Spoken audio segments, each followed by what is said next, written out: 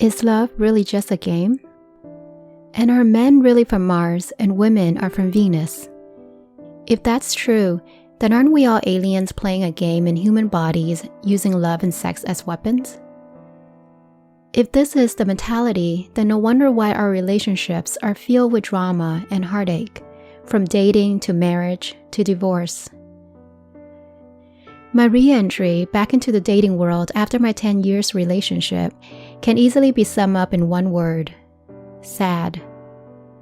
But this episode isn't about me throwing a pity party.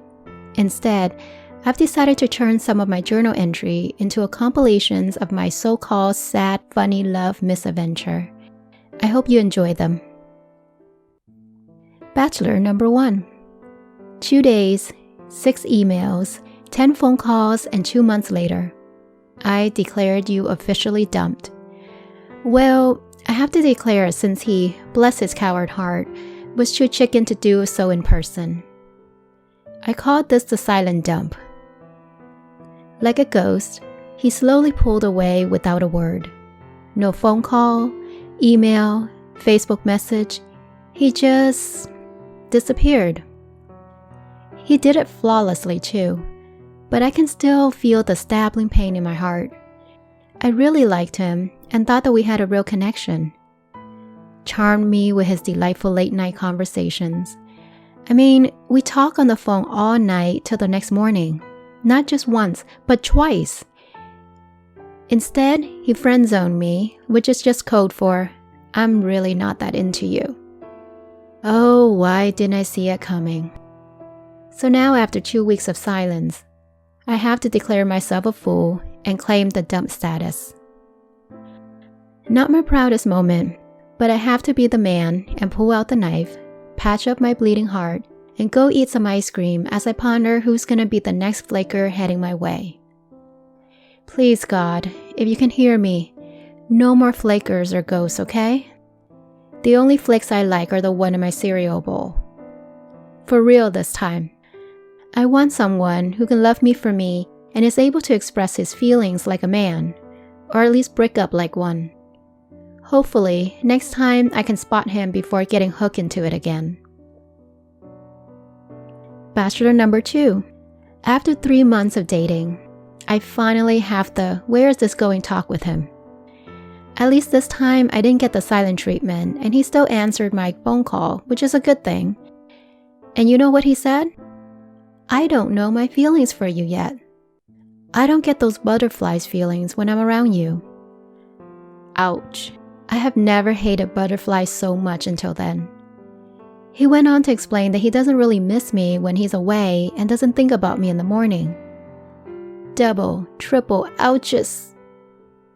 Wow, I did not expect that, but at least I can appreciate his brutal honesty. Like the last few guys, this is another case of he's just not that into you. I was a bench warmer until the leading lady arrived. How did I miss all the signs again? After all the flirting, caring gestures, and little gifts, what am I supposed to think? Take them as I'm not interested in you signals? I am so confused. I thought women are supposed to be the more complicated creature. These guys are driving me nuts. Is there something wrong with me? Am I the only one who's forever cursed in this failure to launch stage? The thing was, he was the one who chased me in the beginning. When did our role got reversed? Why do I keep finding myself going back to square one? I observed, watched, and cautioned. Make sure not to rush into anything and let things develop naturally. But you just cannot create fire where there's no spark to begin with. I don't ask for perfection, just someone that fit well with me. But I'm beginning to think that he doesn't exist. After a year of this disaster, I came up with a golden rule to help me navigate this crazy dating game.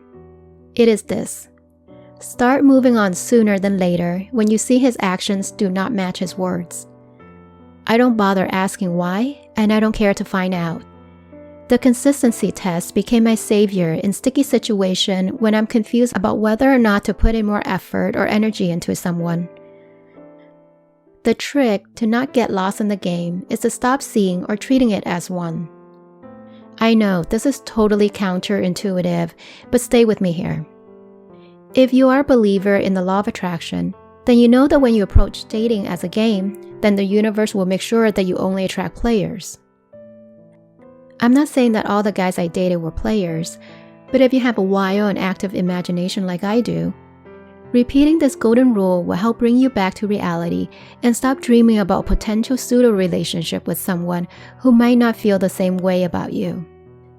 This alone will save you a lot of unnecessary frustration, embarrassment, and heartache. It took me a while to learn this lesson, but I realized that your dating experience is not just about the people you date, it's about your inner being, your present. Are you enjoying yourself or just using it as a means to an end to get to that commitment or marriage, or because you can't stand being alone?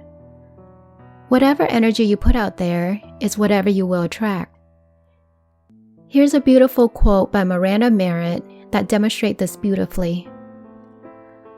I choose to live by choice, not by chance. To make changes, not excuses. To be motivated, not manipulated. To be useful, not used. To excel, not to compete. I choose self-esteem, not self-pity. I choose to listen to my inner voice, not the random opinion of others.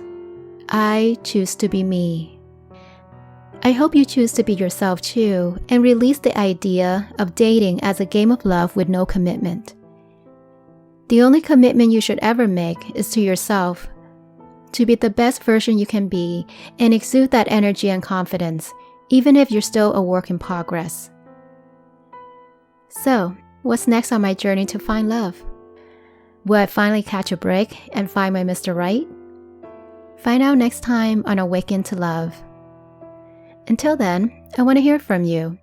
What advice do you have for making dating more enjoyable or to navigate through this crazy dating world? Let me know in the comment below.